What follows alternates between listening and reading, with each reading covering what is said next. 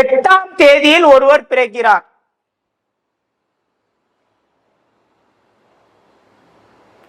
ஐந்தாம் தேதியில் ஒருவர் பிறக்கிறார்.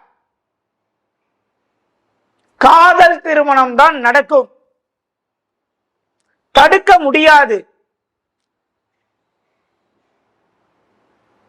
இல்ல சார், என் பொண்ணு 14ஆம் தேதி பிறந்திருக்கு, காதல் வரும்.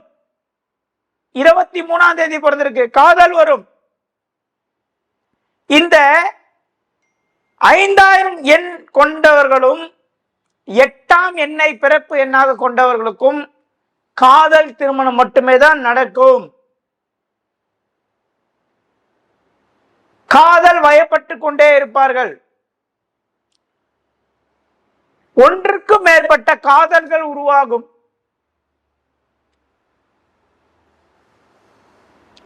இதான் உண்மை சார். இப்ப பிறந்த டேட்டு நீங்க சொல்ற மாதிரி 5ஆம் தேதியிலயோ 8ஆம் தேதியிலயோ வரல. 8னா 8 மட்டும் நீங்க எடுத்துக்கூடாது. 26, 8, 17 கூட்டினா 8 வருதா? காதல் வரும். இப்போ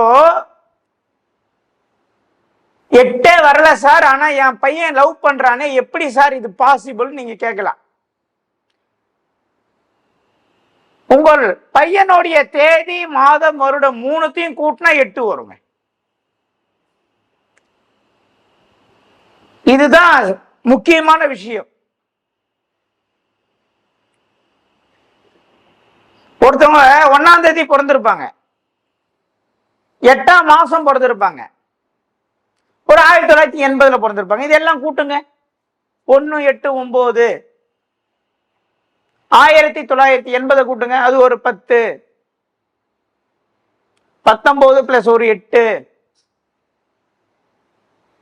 புரியுதுங்களா கால்குலேஷனு?